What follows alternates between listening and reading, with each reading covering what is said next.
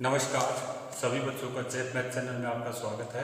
आपको धन्यवाद सभी को जो मेरे को सपोर्ट कर रहे हैं, धन्यवाद। ठीक है बेटा, हम जो टॉपिक पढ़ रहे थे उससे आगे हम बात करना चाह रहे हैं। कल हमने ए बी का गुणनफल नियत रहता है उस कंसेप्ट पर हमने बात करी थी। प्रतिशत वृद्धि और प्रतिशत कमी की बात हमने करी थी, उसी को आगे बढ़ाते हुए हम आगे बढ़ रहे हैं बेटा। इसमें अच्छे अच्छे क्वेश्चन बनते हैं तो हम आगे बढ़ाते हैं। ठीक है बेटा, देखिए हमने कल जो है आपसे बात करी थी कि साहब ए और बी अगर दो पद हैं और इनका गुणनफल इनका प्रोडक्ट अगर क्या होता है, नियत रहता है, कांस्टेंट रहता है, नियत रहता है। अगर इनका दोनों का गुणनफल कांस्टेंट रहता है तो मैं अगर एक में वृद्धि करूंगा तो फिर निश्चित रूप से दूसरे में क्या होगी, कमी होगी। ठीक है, अगर मैं एक में वृद्धि करता हूं तो दूसरे में हमेशा निश्चित रूप से क्या होती है, कमी होती है। तभी इनका गुणनफल क्या रह सकता है, नियत रह सकता है। यानी अगर मैं यहाँ पे वृद्धि करता हूँ तो यहाँ पे अगर बात करें तो यहाँ पे मुझे कमी करनी पड़ेगी, तभी इनका गुणनफल क्या होता है, नियत रहता है। और मैंने एक बात ये भी बताई थी कि पहले पद के अनुपात में जैसे मान लीजिए जो बदलाव होता है, जैसे मान लीजिए ये 3 अनुपात में ये 4 हो गया, यानी ये 3 था पहले और अब कितना हो गया, 4। पहले पद जो है अगर बात करें 3 से 4 हो गया है और इसमें क्या हुई है, वृद्धि हुई है 1 की। ठीक है, इसमें क्या हुई है बेटा, वृद्धि हुई है। और तो दूसरे पद में हमेशा पहले पद के अनुपात का उल्टा बदलाव होता है, ये बात हम कर चुके हैं। तो ये 4 यहाँ आ जाएगा और ये 3 कहाँ आ जाएगा, यहाँ आ जाएगा। तभी तो इनका जो है गुणनफल क्या रह सकता है, नियत रह सकता है। 12 यहाँ आएगा और 12 यहाँ आएगा। इसमें अब क्या होगी, कमी होगी। तो एक पद में वृद्धि दे रखी तो दूसरे पद में फिर क्या होगी, कमी होगी। तो ये कमी हमने बताई है, कमी कितनी हो रही है, 4 से 3 हो गया, कमी कितनी की, 1 की। तो कमी प्रतिशत अगर हम बात करते हैं तो यानी 1 बटे में आपका कितना हो जाएगा, इससे तुलना किया जा रहा है तो 4 आ जाएगा, गुणा में किससे करेंगे, 100, कुल मिलाकर के 25% की कमी। तो ये कंसेप्ट था जिसकी हम बात कर रहे थे कल। इस पर अच्छे अच्छे क्वेश्चन बनते हैं। आज इसका जो है अगला पार्ट हम पढ़ना चाहते हैं, बी पार्ट। ठीक है, तो थोड़े से 1-2 क्वेश्चन और कर लेते हैं ताकि हमें चीजें क्लियर हो जाए। फिर हम जो है इसका अगला पार्ट पढ़ेंगे, बी पार्ट। ठीक है बेटा, तो ये आप समझ चुके होंगे, कल हमने ये बात आपको करवाई थी। तो आज देखिए 1-2 क्वेश्चन में और करा रहा हूं, तो आप इसको ध्यान से देखिए बेटा। चलिए, हाँ, हमारा कंसेप्ट यही था, ए इंटू में बी और इनका गुणनफल क्या रहना चाहिए, नियत रहना चाहिए। ठीक है, ए इंटू में बी और दो पदों का गुणनफल क्या रहे, नियत रहे। हम अगर यहाँ से बात करें, कल लाइट चली गई थी, यानी क्वेश्चन हमारा रह भी गया था, तो उसको जो है फिर देख लेते हैं। आज नया क्वेश्चन करते हैं हम। ठीक है, यदि ए बी का व्युत्क्रमानुपाती है,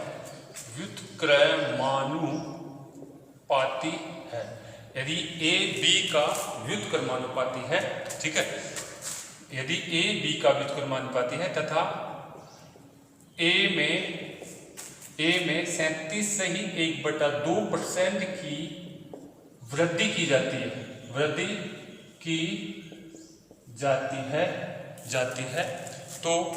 तो बी में कितने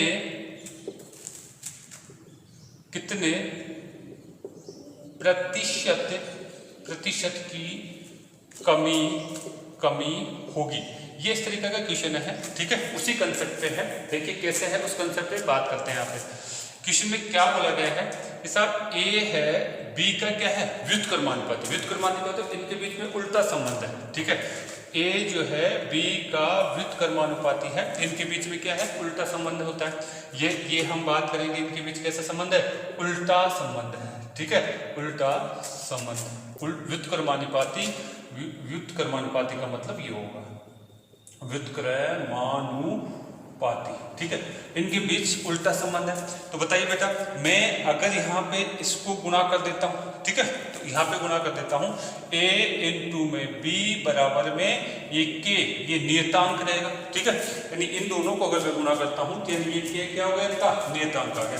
यानी अगर हम बात करना चाहते हैं इनके बीच में उल्टा संबंध है, तो यहाँ पे हम ये कह सकते हैं कि साहब इन दोनों का जो है गुणनफल क्या रहेगा, आपका नियत रहेगा। इन दोनों का गुणनफल क्या रहेगा, आपका नियत रहेगा। ये यहाँ पे बात किया गया है। चलिए, तो हम यहाँ से इसी के आधार पर हम क्वेश्चन को बढ़ाना चाह रहे हैं। अगर एक में वृद्धि करोगे तो फिर दूसरे में निश्चित रूप से क्या होगी, कमी होगी। ठीक है, तो इस क्वेश्चन का सॉल्यूशन करते समय हम यही बात करना चाह रहे हैं।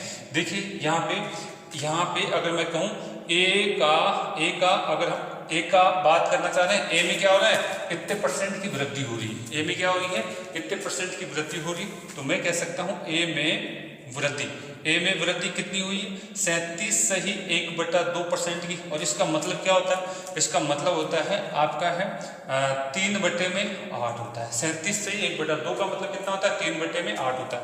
यानी अगर मैं कहूँ साहब ए पहले 8 था, ए का मान जो पहले 8 था वो अब वृद्धि होने के बाद 3 की वृद्धि होने के बाद कितना हो गया, 3 की वृद्धि होने के बाद में आपका 11 हो गया, जुड़ जाएगा इसके अंदर, ठीक है। और अब मैं यहाँ से बात करना चाह रहा हूँ, तो यानी अब जो है इसको जो है वापस मैं इसमें लेना चाह रहा हूँ। इधर ए की काउंटिंग करी हमने, ये प्रारंभिक ए है, ये बाद का ए है, यानी वृद्धि के बाद का ए। इधर हम किसकी बात करते हैं, बी की बात करते हैं। तो बी अगर ये प्रारंभिक बी है तो बाद का बी कमी होने के बाद में बी कितना आएगा उसकी बात यहाँ पे करना है। 11 है, 11 से मुझे 8 आना है तो फिर कमी करनी पड़ेगी। कमी कितनी कर दी मैंने, कमी यहाँ पे मैंने 3 की कर दी। अब यहाँ पे किसकी तुलना में करिए, 11 की तुलना में, तो यहाँ क्या आ जाएंगे 11 आ जाएगा, यहाँ क्या आ जाएगा 11। कमी प्रतिशत की बात करी जाए तो यहाँ से किससे गुणा करूंगा, 100 से गुणा करूंगा। अब ये तो आपको पता है 1/11 की टेबल चल रही है, और 1/11 की टेबल का मतलब कितना हो जाएगा हमारे पास, यहाँ पे हमारे पास हो जाएगा 27.27%। तो इस तरीके से क्वेश्चन आपको पूछ लिया जाए तो आप उसमें जो है गड़बड़ नहीं करें, कंसेप्ट वही है, बस उसने थोड़ा सा व्युत्क्रमानी शब्द दे करके इस तरीके से हमारे को बात करिए बेटा, ठीक है। तो ये क्वेश्चन था, 1-2 पॉइंट आप और चाहे। अब एग्जाम में कुछ नहीं करेगा, यहाँ पे आपके पास परसेंटेज चेंज करता जाएगा, ठीक है। जैसे करें 1-2 परसेंटेज चेंज कर लेते हैं, आपने समझ लिया होगा, मैं 1-2 परसेंटेज चेंज कर लेता हूँ ताकि हम उसको चीज़ को समझ पाए, ठीक है बेटा। ये कंसेप्ट समझ में आ गया होगा, व्युत्क्रमानी का मतलब क्या होता है। उतार लीजिए एक बार इसको फटाफट, फिर आगे चलते हैं।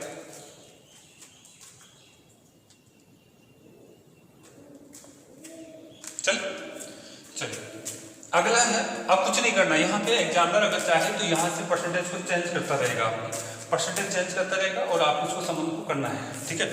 जैसे इसमें यहाँ से मैं परसेंटेज को चेंज कर देता हूँ। परसेंटेज क्या दे दिया, एग्जामिनर ने यहाँ पे मुझे परसेंटेज दे दिया है कि साहब आपका है ए में वृद्धि हो गई, कितनी हो गई, ए में 45.45% की क्या हुई, वृद्धि हो गई। तो बताइए बी में कितने परसेंट की कमी रही, ठीक है, बी में कितने परसेंट की कमी हो जाएगी, ये हम यहाँ से बात करना चाह रहे हैं। चलिए अब करें इसको, देखिए अब डायरेक्ट बात कर सकते हैं कि साहब जब व्युत्क्रमानुपाती है, ए बी का व्युत्क्रमानुपाती है, ये व्युत्क्रमानुपाती है, तो इसका मतलब है ए और बी का गुणनफल हमेशा क्या रहेगा, नियत रहेगा, ठीक है।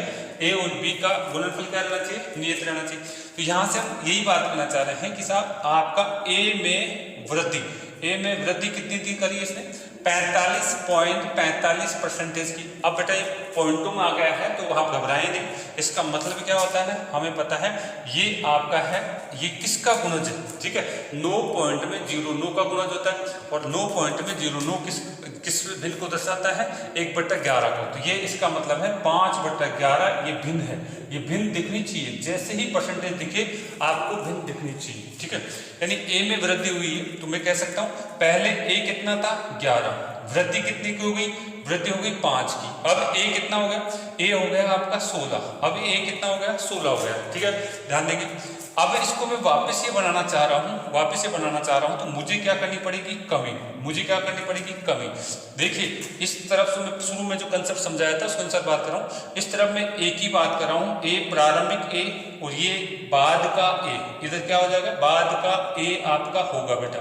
इधर मैं बी की बात करूंगा, ये बी है, ये प्रारंभिक बी है आपका, ठीक है, और ये क्या है, बाद का बी है। ये वाला जो कंसेप्ट है मैं बता चुका हूं, आप पिछली क्लास को ध्यान से देख लीजिएगा।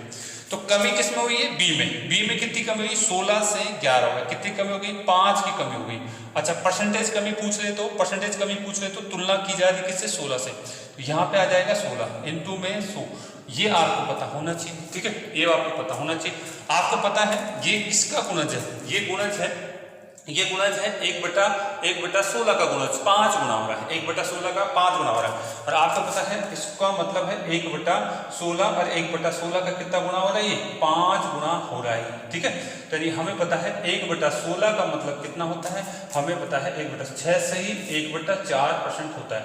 और इसका अगर मैं 5 गुना कर देता हूँ, इसका मैं अगर 5 गुना करता हूँ तो फिर मुझे इधर भी क्या करना पड़ेगा, 5 गुना करना पड़ेगा। ठीक है, 5 गुना करा तो ये कितना हो जाएगा, इधर नीचे लिख देते हैं। तो यानी ये तो 5/16 हो गया, और इसको करें तो 5 छक्का 30 तो ये हो गए, और ये 5 में कितना 4, 5 में कितना हो गया 4। लेकिन ये भी इसमें भी जाएगा तो ये हमारे पास आ जाएगा 31 से ही 1/4%, 31 से ही 1/4%। या फिर आप इसको डायरेक्ट काटापीटी करके भी कर सकते हैं, मैं इन चीज़ों का अभ्यास करा चुका हूँ। तो मेरे पास बी में कमी कितनी आ गई, 31 से ही 1/4% की कमी आ गई। तो एग्जामिनर के पास कुछ नहीं है, ये आपको यहाँ से चेंज करता जाएगा परसेंटेज, चाहे वो साधारण परसेंटेज दे दे, यानी 10%, 20%, 30% देगा, या फिर कैसे देगा 37.5%। ठीक है, या फिर कैसे देगा आपका 11.11%। तो इस तरीके से आपको इन चीज़ों का मान आना चाहिए बेटा। चलिए यहाँ से आगे बात करते हैं अगले पॉइंट में। ठीक है, तो ये तो था ए बी का नियत वाला सामान्य क्वेश्चन जिसमें कमी या वृद्धि पूछा जाता है। अब इसका बी पार्ट स्टार्ट करते हैं। बी पार्ट में थोड़ा सा वो आपको जो है चेंजिंग करके बात करेगा। ठीक है, तो देखिए ए बी के कंसेप्ट का जो है बी पार्ट, भाग कौन सा पढ़ना चाह रहे हैं, भाग बी पढ़ना चाह रहे हैं। ठीक है, भाग बी पढ़ना चाह रहे हैं। इसको क्वेश्चनों को मैं लिख देता हूँ, एक दो क्वेश्चन, फिर हम उस पर अभ्यास करते हैं बेटा। मैंने क्वेश्चन पहले लिख दिया है समय बचाने के लिए। देखिए, चीनी का मूल्य 30% घटाया जाता है तो एक गृहिणी उसकी खपत में कितने परसेंट बढ़ाए ताकि उसके कुल खर्चे में 10% की कमी हो। ठीक है, तो इस तरीके से बात हमारे पास करी गई है। तो क्वेश्चन को समझिए क्या करा है, यानी चीनी है, चीनी का मूल्य यानी 30% घट गया है। ठीक है, 30% घट गया है, तो उसका मतलब है अब जो गृहिणी है अपनी खपत को बढ़ा सकती है। पहले 100 रुपये में वो जो 100 किलो चीनी लाती थी, अब 70 रुपये में ही 100 किलो चीनी आने लग जाएगी। लेकिन वो भी क्या करना चाह रही है, कुछ पैसे बचाना चाह रही है। तो देखिए कैसे क्वेश्चन को हम सोल्व करना चाह रहे हैं। चीनी के मूल्य में 30% घट जाता है, तो मैं यहाँ से मान लेता हूँ कि साहब ये हमारे पास प्रारंभ में मूल्य कितना था, प्रारंभिक मूल्य कितना है 100 रुपये। ठीक है, टाइप फर्स्ट के अनुसार इसको सीखना चाहते हैं। प्रारंभिक मूल्य हमारे पास 100 रुपये है। अगर इसमें देखिए कमी कितनी की हो गई, कमी इसके अंदर हो चुकी है, कमी हो गई है 30% की। तो अब मूल्य कितना होगा, 70 रुपये रह जाएगा। यानी बाद का मूल्य कितना रह गया बेटा, 70 रह गया। यानी प्रारंभ में 100 रुपये था, 30% की कमी होने के बाद में बाद का मूल्य कितना रह गया, 70 रुपये हो गया। अब अगर हम बात करें खर्चा अपरिवर्तित रहता तो हम इसको जो है इस तरीके से वापस 100 रुपये बनाने की कोशिश करते, लेकिन यहाँ पे यही कहना चाह रहा है कि गृहिणी अपने खर्चे में कुल कितनी कमी करना चाह रही है, कुल करनी चाह रही है 10% की। यानी 100 रुपये पहले खर्च करना चाह रही थी, तो अब इसके ऊपर 10% कम करना चाह रही है। 10% कमी, यानी खर्चे में कमी यहाँ पे चाहती है। ठीक है, कितने परसेंट की कमी चाहती है, 10% की कमी चाहती है। इसका मतलब है वो 100 रुपये खर्च नहीं करना चाह रही है, कितना 10% कम कर दे तो कितना 90 रुपये ही खर्च करना चाह रही है। कितना रुपये खर्च करना चाह रही है, 100 का 10% माइनस करने पर 90 रुपये ही खर्च करना चाह रही है। अब हमें बात करना चाह रहे हैं 70। अब जो है हम बात करना चाह रहे हैं कि साहब हमें इसको जो है यहाँ पे हम इसको वापस से 70 बनाना चाह रहे हैं। कहने का मतलब इधर हम बात यहाँ से कहेंगे कि ये हमारा क्या है, ये प्रारंभिक खपत है, और ये क्या है, बाद की खपत को दर्शाता है। मैंने कहा था इधर हमारे पास कौन सा है, इधर मूल्य का आता है और इधर कितना आता है, खपत का आता है। ठीक है, तो यहाँ से हम बात कर चुके। अब बताइए, इसने यहाँ से यहाँ तक गए, 70 से यहाँ तक गए, तो क्या वृद्धि हुई, क्या वृद्धि तो हुई। कितनी की हुई आप बताएंगे साहब, 20 की हुई। यहाँ से यहाँ तक गए तो कितने की हुई, 20 की। बटे में हम किसकी तुलना कर रहे हैं, 70 से, 70 की तुलना में 20, यहाँ लिखूंगा 70। और अगर मैं परसेंटेज की बात करी जा रही है तो हम इसको गुणा कर देंगे 100 से। अब आपको पता है 1/7 की ये टेबल चल रही है और 1/7 का कंसेप्ट आपको पता है अच्छी तरह, तो हम इसकी बात कर सकते हैं। 1/7 का मतलब आपके पास कितना होता है, 1/7 का मतलब 14.28 होता है, ठीक है। तो इसको अगर दुगना मैं करता हूँ यानी 2/7 होगा, ठीक है। और 2/7 का मतलब हमारे पास कितना हो जाएगा, 28 पॉइंट लगभग 56 या 57 लिख सकते हैं, इतना परसेंट हो जाएगा बेटा। तो हम डायरेक्ट कह सकते थे कटने के बाद में ये हमारे पास कितना आ जाएगा आपका 28 पॉइंट आपका है 57%, इसमें क्या हो जाएगी, वृद्धि हो जाएगी। तो एक तरीका तो ऐसा है ऐसे क्वेश्चनों को समझने का। दूसरा तरीका देखिए, दूसरा हम अनुपात के आधार पर बात करेंगे, परसेंटेज के अनुपात के आधार पर हम बात करेंगे। इस तरीके में हमने 100 को मान करके सोल्व किया है। दूसरा देखिए, दूसरा तरीके से हम बात करना है, हम इसको कंसेप्ट को समझना चाह रहे हैं कि ये क्या कहना चाह रहा है। देखिए दूसरे तरीके के अनुसार बात करते हैं। बताइए चीनी के मूल्य में अगर हम बात करें कमी कितने की आ रही है, मूल्य में कमी हमारे पास आ रही है 30%। और 30% का मतलब क्या होता है, 30% का मतलब हम 30 बटे में क्या कर सकते हैं 100, या मैं डायरेक्ट भी कह सकता हूँ 3 बटे में 10 होता है। 30% का मतलब क्या होता है, 3 बटे में 10 होता है। ये इसकी मूल मात्रा है और ये कमी की मात्रा है। इसका मतलब है यहाँ हम वापस से मैं लिखना चाह रहा हूँ, चीनी का प्रारंभिक मात्रा कितनी थी 10, यानी प्रारंभिक मूल्य कितना था 10 था। इसमें कमी कितनी हो गई, 3 की कमी हो गई, 3 की कमी हो गई, तो कितना रह गया 7, यानी बाद का मूल्य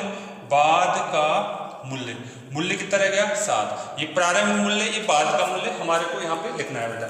आगे देखिए, लेकिन ये जो खर्चा है, मूल्य में जो खर्चा है वो कमी कितने चाहती है, खर्चे में 10% की कमी चाहती है। पहले 10 रुपये खर्च होते थे, लेकिन अब उसमें 10% की कमी चाहती है गृहिणी, 10% की कमी चाहती है। तो यानी 10 का 10% 1 होता है, और 1 मैं इसमें से घटा देता हूं तो मेरे पास कितना बच गया, 9 बच गया, ठीक है, 9 बच गया।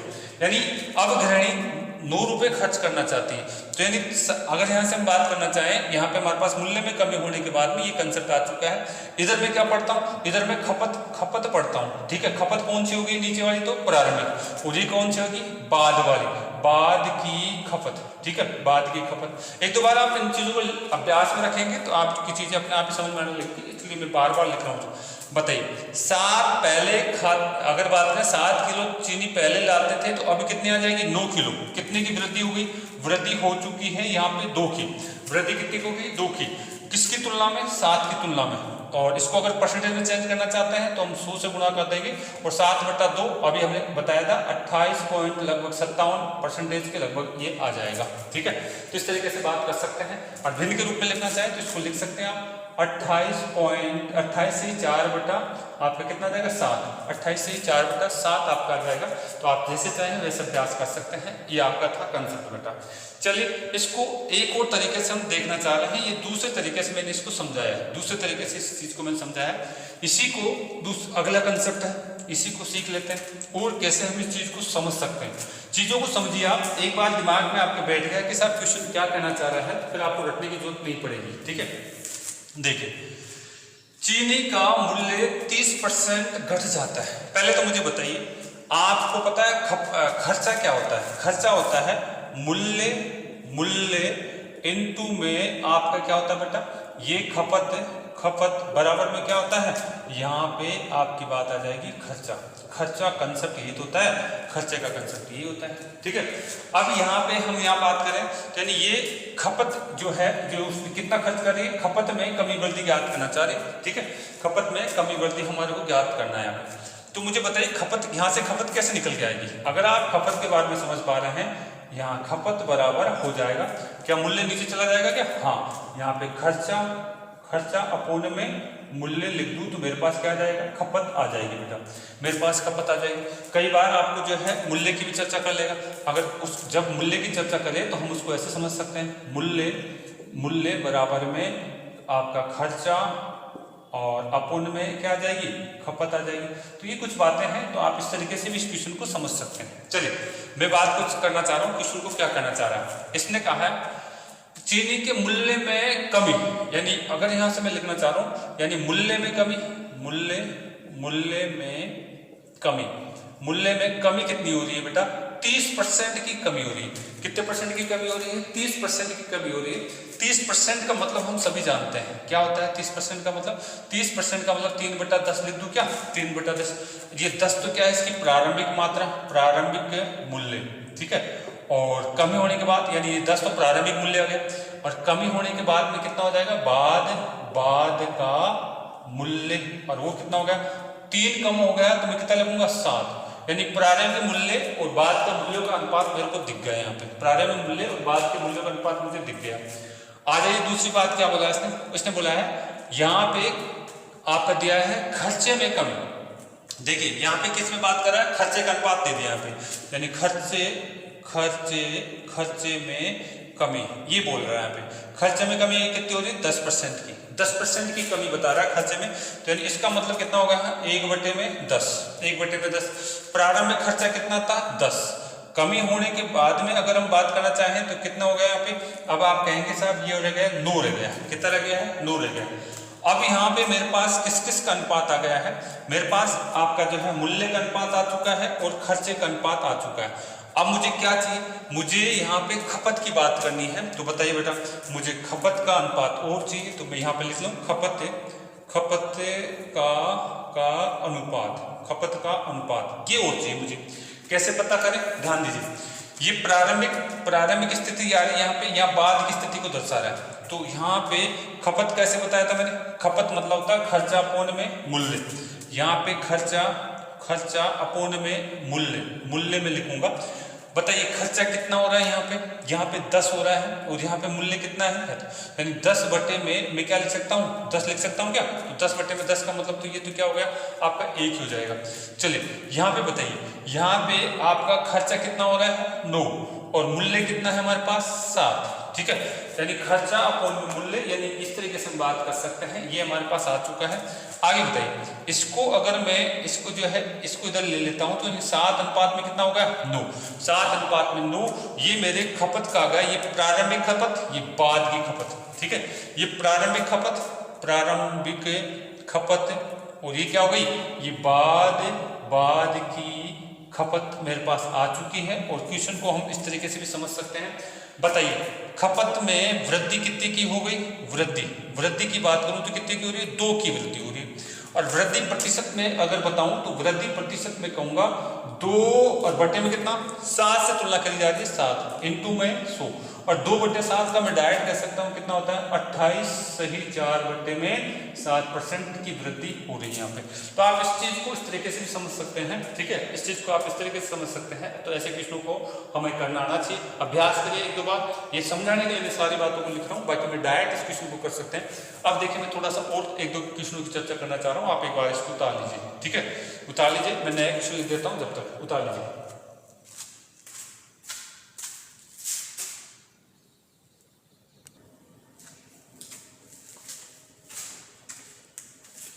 देखिए बेटा, हमने क्वेश्चन लिखा है चीनी का मूल्य 20% घटता है, उसकी खपत में कितने परसेंट बढ़ाई जाए, उसकी खपत कितने परसेंट बढ़ाई जाए जिससे कुल खर्चे में 4% की कमी आए, ठीक है। खपत की बात कर रहा है, खपत में कितने परसेंट की वृद्धि हो। सेम वैसा ही क्वेश्चन है, आप चाहे जैसे कर सकते हैं।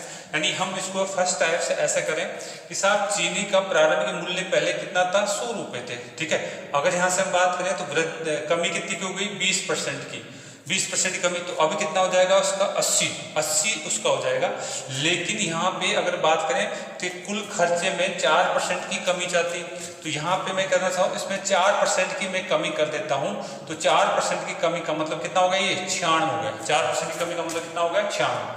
96। 80% को मैं अगर बात करना चाहूँ, अभी यहाँ से हम बात कर रहे हैं 80 को मैं अगर 96 में बनाने की कोशिश करता हूँ तो मेरे पास कितना हो जाएगा बेटा? मुझे क्या करनी पड़ेगी? ये खपत, देखिए ये प्रारंभिक ये जो है हमारे पास क्या हो जाएगी? प्रारंभिक खपत, और ये क्या हो जाएगी? बाद की खपत। मैं पहले ही बता चुका हूँ चीज़ों को, तो आप पिछले क्लास में देख लीजिए खपत, ठीक है। पिछली क्लास में मैंने सारी बातें लिख के बताई थी, मैं डायरेक्ट बात करना चाह रहा हूँ।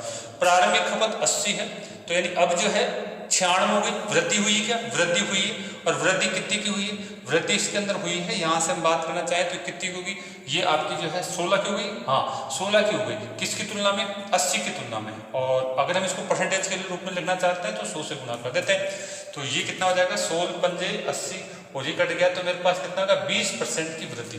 20% की वृद्धि एक तरीका तो ये है इस क्वेश्चन को सोल्व करने का। दूसरा तरीका क्या है, दूसरे तरीके के अनुसार मैंने बताया था कि साहब आपके पास जो है मूल्य में कमी, मूल्य में कमी कितनी आ रही है, कमी हमारे पास आ रही है 20% की, 20% की कमी आ रही है। 20% का मतलब अनुपात क्या होता है, 20% का मतलब होता है 1/5, 1/5 मतलब क्या है, पहले 5 रुपये खर्च करा जाता था, यानी 5 रुपये मूल्य था, तो यानी कमी होने के बाद में, एक की कमी होने के बाद में अब कितना हो गया, 4 रुपये उसका मूल्य हो गया। इधर तो मूल्य की बात करूंगा, इधर बात करूंगा किसकी, खपत की बात करूंगा, तो यहां से बात करें, लेकिन इसमें भी क्या करा जा रहा है, 4% की कमी करी जा रही है, 4% की कमी हमारे को करें। तो यहाँ पे हम बात ये करना चाह रहे हैं कि ये हमारे पास 5 है, 5 का 4%, तो मैं डायरेक्ट बात कर सकता हूँ, यहाँ पे हमारे पास 5 × में 4/100, कुल मिलाकर के ये कट गया, इसमें 1/में कितना गया, 5, 0.2 यहाँ से मैं कमी करूँ, 0.2 की कमी करूँ तो यहाँ कितना बचा, 4 में 8 बच जाएगा, 4 में 8। ये प्रारंभिक खपत है, ये क्या है, बाद की खपत है। तो यहाँ पे मुझे कितनी दिख रही है, वृद्धि दिख रही है 0.8 की, किसकी तुलना में, 4 की तुलना में। ठीक है, परसेंटेज की बात करें तो किससे गुणा करेंगे, 100 से। पॉइंट यहाँ से हटाऊंगा तो नीचे आएगा 100, ये कट गया है, कितनी बार गया है, 2 बार गया, ये कट गया, यानी कुल मिला के कितनी, 20% की वृद्धि हो रही है, उसकी खपत में 20% की वृद्धि हो रही है। तो आप ऐसे भी कर सकते हैं, अनुपात से भी कर सकते हैं, क्वेश्चन को 100 मान के भी कर सकते हैं। और दूसरा जो तरीका हम बात कर चुके हैं तो उसकी भी हम चर्चा कर लेते हैं, कैसे कर सकते हैं। देखिए दूसरा जो तरीका है, अभी हमने बताया था आपको कि साहब खपत और इनमें क्या, खपत मूल्य और जो खर्चे में क्या संबंध होता है उसके बारे में बात कर चुके हैं। तीसरी बात ये से कर सकते हैं, ठीक है। देखिए यहाँ मुझे बताइए, आपको दिया है चीनी का मूल्य 20% घटता है, यानी मूल्य में परिवर्तन कितने का हो रहा है, 20% की कमी हो रही है, 20% की मूल्य में परिवर्तन क्या हो रहा है, 20% की कमी। यानी यहाँ प्रारंभिक लिखूंगा मैं और यहाँ क्या लिखूंगा, बाद का, ठीक है, बाद का। तो यहाँ पे मूल्य का अनुपात चाहिए मुझे, और एक तरह का खर्चे की भी बात करें तो खर्चे की भी बात यहाँ से हम कर सकते हैं। 10% की क्या करें, 4% की क्या है, कमी की बात यहाँ से भी करी गई है, कमी की बात यहाँ से करी गई है। तो बताइए 20% का मतलब कितना होता है, 1/5, यानी पहले 5 था तो कमी के बाद में कितना हो गया, 4 हो गया बेटा। 4% का मतलब हम बात कर सकते हैं, 4% का मतलब है 4 में आप कितना लिख सकते हैं, 100, और काटापीटी करना चाहे तो कर सकते हैं, ठीक है। ये कितनी बार गया, 25 बार, यानी 1/25 लिख सकता हूँ, किसको 1/25 लिख सकता हूँ, यानी ये मेरे पास 25 था। तो बताइए यहाँ खर्चे में आपकी कमी कितने जा रही है, यानी इसका मतलब है आपका 24 हो जाएगा, ये 24 हो जाएगा। यानी पहले खर्चा कितना था, 25, और कमी के बाद में कितना चाहता है, 24 चाहते हैं। अब मुझे यहाँ से बताइए कि यहाँ पे खपत का क्या संबंध है। खपत बराबर होती है खर्चा, और खर्चे में किसका भाग दे दीजिए, मूल्य का। ये मैं अभी जस्ट इसके पहले क्वेश्चन में समझा चुका हूँ। तो बताइए यहाँ खर्चा कितना है, 25, बताइए मूल्य कितना है, 5। यहाँ बताइए बाद में, पहले तो आपके पास जो है यहाँ खर्चा है, प्रारंभिक खर्चा है, तो आपका 25/5, यहाँ 24 में कितना होगा, 4, 24 में कितना होगा, 4। ये आपके खपत का अनुपात आ चुका है, उसको काटापीटी करना चाहे तो काट लीजिए। ये कितनी बार गया, 5 बार। ये कितनी बार चला जाएगा आपके पास, ये आपके पास 6 बार, ठीक है। यानी 5 अनुपात आपका 6 खपत का अनुपात आ चुका है। 5 आपकी प्रारंभिक खपत है, और ये 6 आपका क्या है, बाद की खपत है, ठीक है। तो बताइए इसमें आप मुझे बताइए, यहाँ वृद्धि हो रही है, कमी हो रही है खपत में, खपत में वृद्धि हो रही है, और वृद्धि कितनी की हो रही है, वृद्धि हो रही है 1 की। तो वृद्धि परसेंटेज अगर मैं निकालता हूं तो यानी 1 बटे में कितना करूंगा 5, और गुणा किससे करूंगा, इसको 100 से मैं गुणा करूंगा। काटापीटी कर लें तो ये हमारे पास वही आ गया 20% की वृद्धि। खपत में 20% की वृद्धि है, तो मैं इसको 3 तरीके से मैंने फिर इसको समझाया क्वेश्चन को, तो आप इसको उतार सकते हैं। अब अगला टाइप का क्वेश्चन इसी में करते हैं, इसी कंसेप्ट पे हम अगले टाइप के क्वेश्चन की चर्चा करने वाले बेटा, ठीक है। उतार